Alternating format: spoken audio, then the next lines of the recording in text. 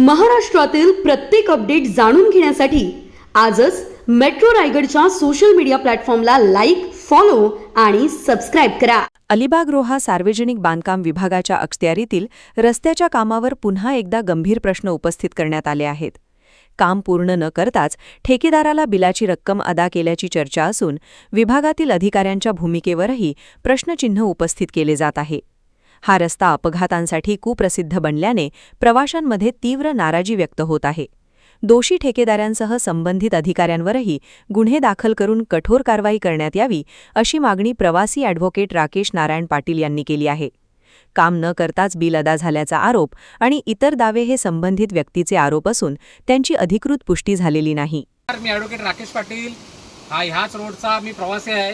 सार्वजनिक बांधकाम विभागाच्या अभियंत्यांचं ना अधिकाऱ्यांचं दगड मारून स्वागत करायचं की त्यांना डांबरपासून स्वागत करायचं, हाच प्रश्न आता सध्या पडलेला आहे. हा अलिबाग रोहा रस्ता आहे आणि अलिबाग रोहा रस्त्यावर जवळजवळ 3 पूल होते. त्याच्यातल्या 2 पुलांचं काम केलेलं आहे PWDने.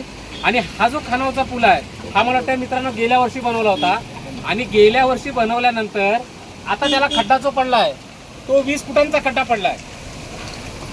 म्हणजे ह्याच्यामध्ये आतमध्ये जर कोण गेला तो इथून डायरेक्ट थेट वरती जाणार आहे.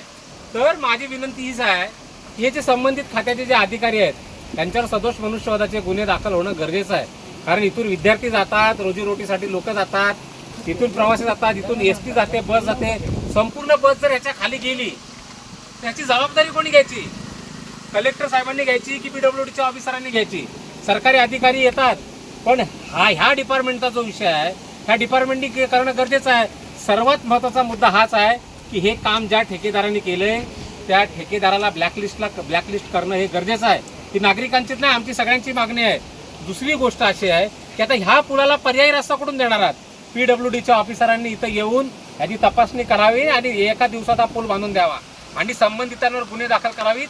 ही माझीच नाही तर सगळ्या नागरिकांची भूमिका आहे.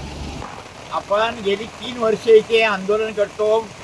संबंधित बांधकाम खात्याकडे आपण आंदोलन मोर्चे नेले, परंतु संबंधित या विभागात जे काम निघालेले आहे कॉन्ट्रॅक्ट, त्या कॉन्ट्रॅक्टरला BNC वाले सांगतात परंतु त्यांचं सुद्धा ऐकत नाही. BNC वाले काही करू शकत नाही. काय राजकीय दबाव आहे कळत नाही. बिलं तर काढली जातात परंतु काम होत नाही. 3 वर्ष एखादा कॉन्ट्रॅक्टर जर काम करत असेल तर हे चुकीचं आहे. कारण हे काम कधीच व्हायला पाहिजे. 1 वर्षाचं काम आहे. बघा बाकी 2 कॉन्ट्रॅक्टर आता कामं केली. चौल रामराज बघा, चौल फेलोशी, हा साम बायपास ते रेवदंडा बघा काम कसं झाले. आणि हा कॉन्ट्रॅक्टरनी ह्यांनी पहिले फक्त रोहा ते उद्यापर्यंत खड्डे नव्हते, नॉर्मल होते, ते काम फटाफट करून दाखवलं आणि त्याचं बिल काढलं गेलं 104 फूट. माझी जिल्हा परिषद सदस्य म्हणून भूमिका लोकांना या रस्त्याला कुठलाही अडथळा येऊ नये.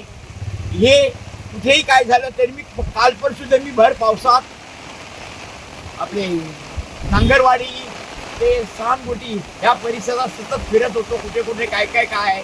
आज तुमच्याची गोटी सुद्धा सकाळी पाणी एवढं गेलेलं आहे.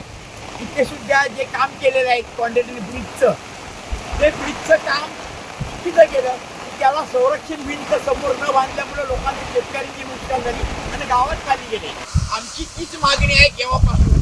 परंतु PWDचे मॅडम जे आहेत त्यांना किती वेळा सांगितलं नोटीस त्यांना, पण नोटीस सुद्धा देऊ शकत नाही. एवढी ती का घाबरतात? राजकीय दबाव आहे हेच फक्त आम्हाला माहीत पडत नाही. Subscribe now and press the bell icon. Never miss an update.